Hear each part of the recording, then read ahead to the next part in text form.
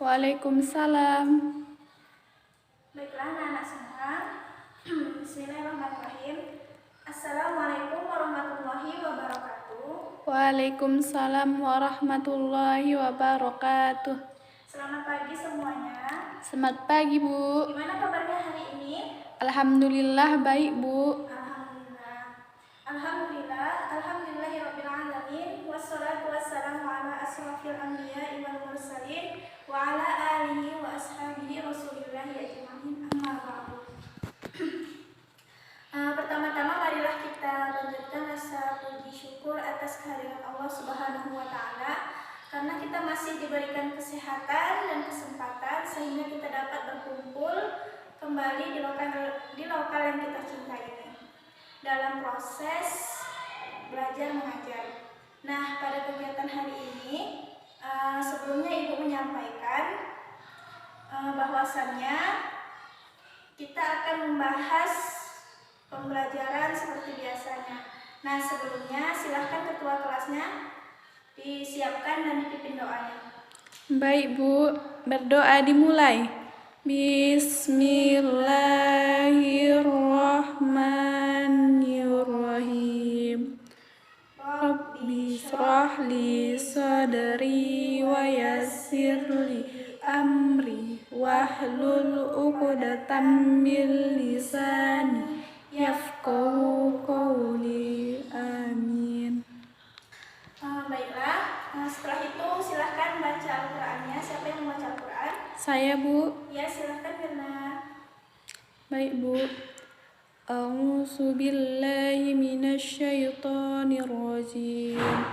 Bismillahirrahmanirrahim. Alhamdulillahi rabbil alamin.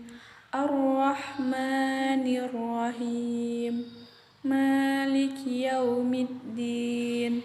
Iyyaka na'budu wa iyyaka nasta'in. Ihdinas siratal mustaqim. Siratal ladzina an'amta 'alaihim ghairil maghdubi 'alaihim waladdallin. Amin. Terima kasih kepada Nak Mirna. Semoga apa yang dibacakan, semoga siapa yang membaca dan siapa yang mendengarkan mendapat pahala. Amin. Nah, dengan kita awali dengan membaca doa dan membaca Al-Quran, semoga proses pembelajaran hari ini berjalan dengan lancar dari awal hingga akhir dan mendapatkan keberkahan dari Allah Subhanahu wa taala serta bermanfaat bagi kehidupan kita sehari-hari. Baiklah anak-anak Ibu semua, Ibu ambil absen dulu. Siapa yang tidak hadir hari ini? Hadir semua, Bu. Hadir semua. Iya, Bu. Baiklah, sebelum kita masuk ke pembelajaran, silahkan dirapikan kursi mejanya, sampah-sampahnya yang berserakan silahkan dikutip. Iya, Bu. Sudah semua? Sudah, Bu.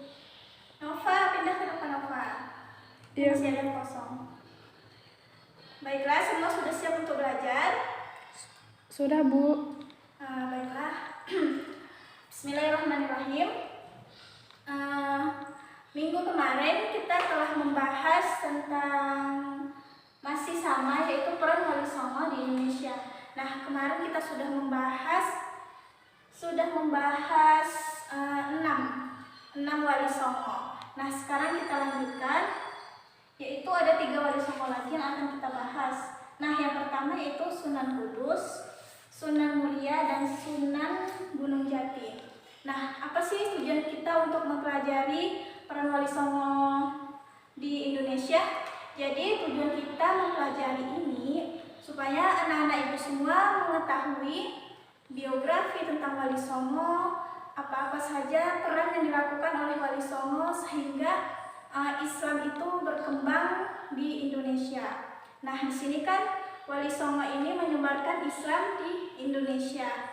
Nah, sekarang kita lanjut kepada baiklah anak-anak semua, hari ini kita akan membahas yang pertama yaitu Sunan Kudus. Nah, Sunan Kudus ini wafat pada tahun 1550 Masehi. Nama lain dari Sunan Kudus ini adalah Raden Ja'far Shodiq, putra dari Usman Haji. Nah, beliau juga dijuluki sebagai Raden Amir Haji karena ia pernah bertindak sebagai pemimpin jamaah haji. Sunan Kudus juga dikenal sebagai pujangga cerdas karena beliau memiliki ilmu yang sangat dalam. Sunan Kudus juga dikenal dengan julukan Wali al-Ilmi karena sangat menguasai ilmu-ilmu agama seperti usul fikih, tafsir, terus tauhid, dan lain sebagainya.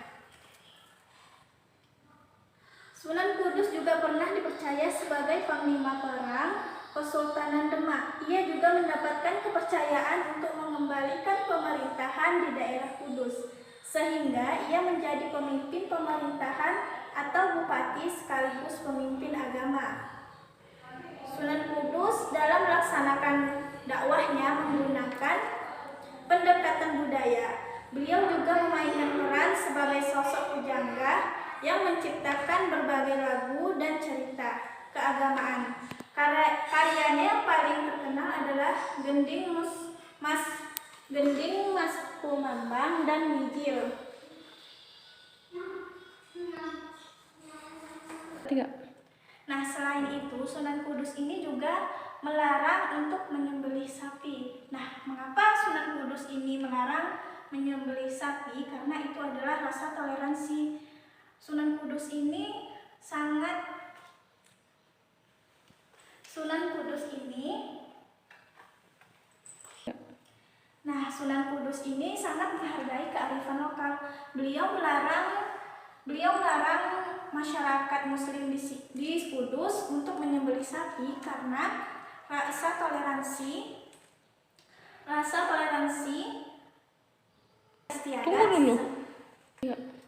Nah, mengapa Sunan Kudus ini melarang untuk menyembelih sapi? Karena rasa toleransinya terhadap watak masyarakat di situ, karena sebelumnya mereka masih memeluk agama Hindu. Selanjutnya kita masuk kepada Sunan Muria. Nah, Sunan Muria ini wafat pada tahun 16 Masehi. Nama lain dari Sunan Muria ini adalah Raden Umar Said, putra dari Sunan Kalijaga dengan Dewi Sarah. Dikenal dengan Sunan Muria karena pusat dakwah dan tempat tinggalnya berada di Bukit Muria. Sunan Muria dalam berdakwah memiliki kekhasan dan keunikan tersendiri, yaitu menjadikan desa terpencil menjadi salah satu pusat dakwahnya. Sunan Muria dalam memberikan pengajaran kepada masyarakat sekitar Gunung Muria dengan mengadakan kursus-kursus bagi pedagang-pedagang yang ada di masyarakat yang ada pada masyarakat setempat. Nah, baiklah, selanjutnya kita masuk kepada Sunan Gunung Jati. Nah, Sunan Gunung Jati ini wafat pada tahun 1570 Masehi. Nama lain dari Sunan Gunung Jati ini adalah Syarif Hidayatullah. Beliau adalah salah seorang yang banyak memberikan kontribusi dalam penyebaran agama Islam di Pulau Jawa, khususnya di daerah Jawa Barat. Sunan Gunung Jati dikenal sebagai pendiri Kesultanan Cirebon dan Banten. Sunan Gunung Jati banyak menghabiskan sebagian waktunya untuk melakukan jihad dalam rangka melawan mengusir Portugis dari bumi Indonesia. Nah, baiklah anak-anak semua, setelah Ibu menjelaskan ini semua, Ibu ada video yang harus kalian tonton. Setelah itu, masing-masing dari anak Ibu untuk menyimpulkannya. Silahkan kita saksikan videonya. Baik, Bu. Bagi masyarakat Muslim Indonesia, sebutan Wali Songo memberikan makna khusus terhadap keberadaan tokoh-tokoh yang berperan penting dalam pengembangan Islam abad ke-15 hingga 16 Masehi di Pulau Jawa. Kehadiran Wali Songo dengan ajaran-ajarannya memiliki pengaruh yang kuat dalam masyarakat Islam di Indonesia. Nah, bagaimana biografi Wali Songo dan bagaimana strategi yang digunakan, serta apa yang bisa kita teladani, apa yang bisa kita ambil hikmah dari perjalanan Wali Songo di Pulau Jawa.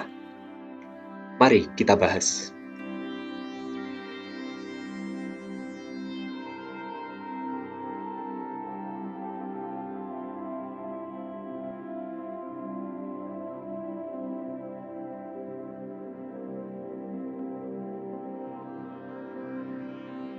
Yang ketujuh yaitu Sunan Kudus yang wafat sekitar tahun 1550 Masehi.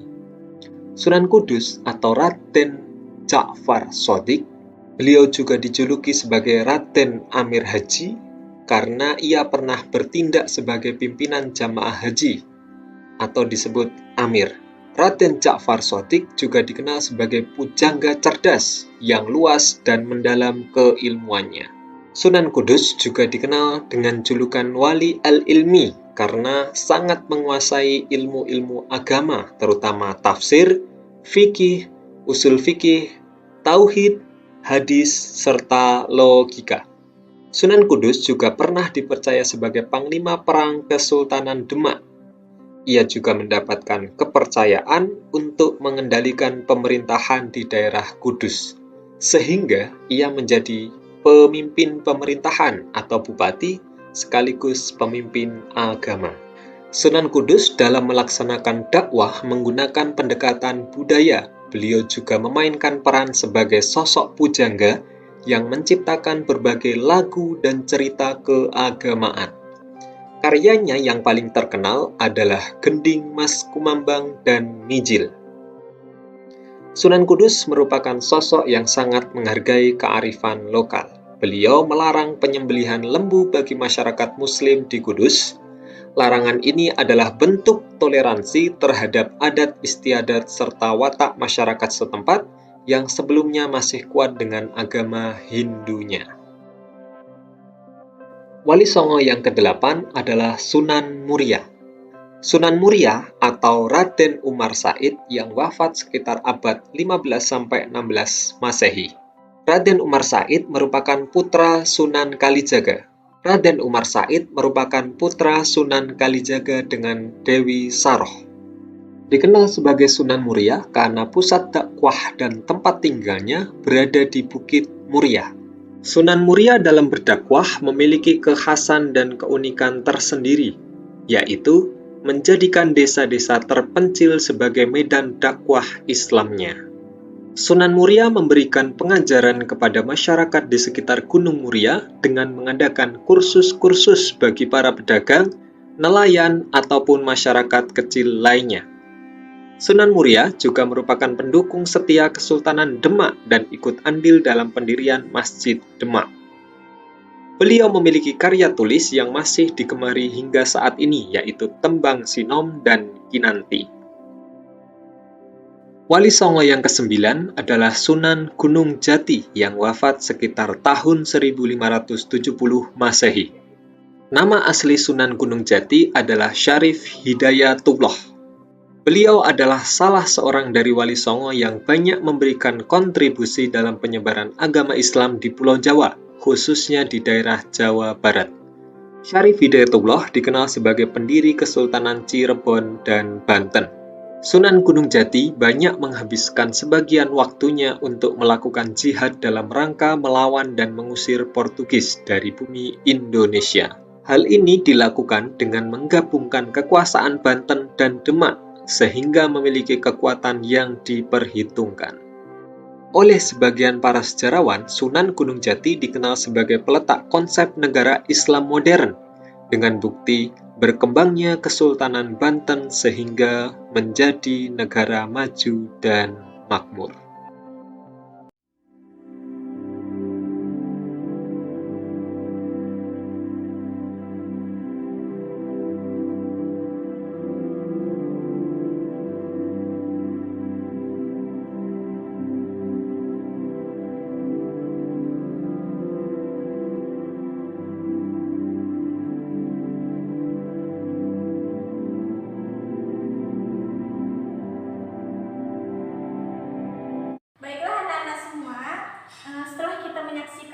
video tadi bersama-sama, yaitu biografi tentang Sunan Kudus, Sunan Muria, dan juga Sunan Gunung Jati. Nah, sampai di sini ada yang mau ditanyakan?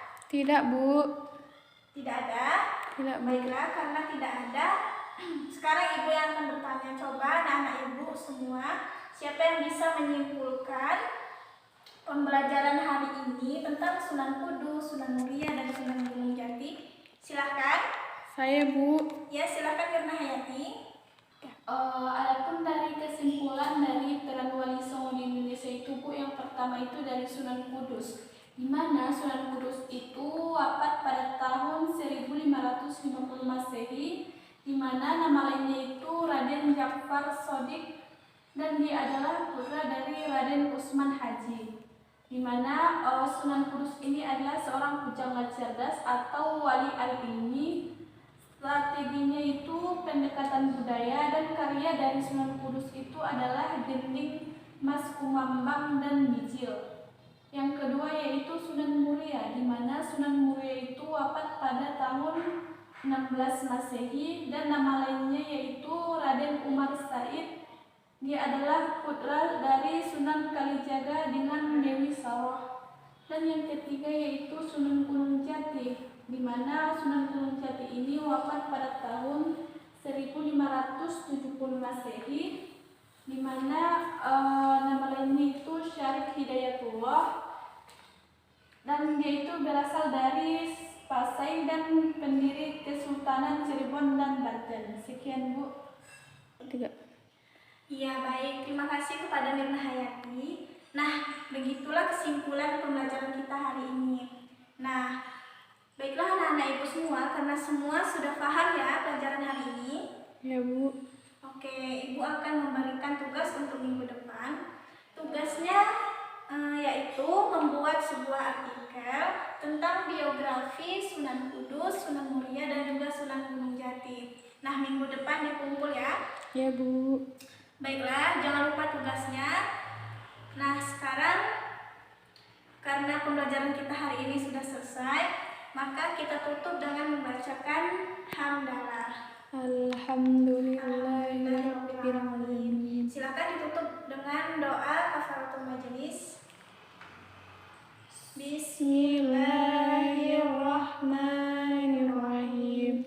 Subhanakallahumma wa bihamdika asyhadu an la ilaha illa anta astaghfiruka wa atubu ilaik. Baiklah anak-anak semua, sekian pembelajaran hari ini. Semoga kita mendapatkan keberkahan serta bermanfaat bagi kehidupan kita. Sekian, Assalamualaikum warahmatullahi wabarakatuh. Waalaikumsalam warahmatullahi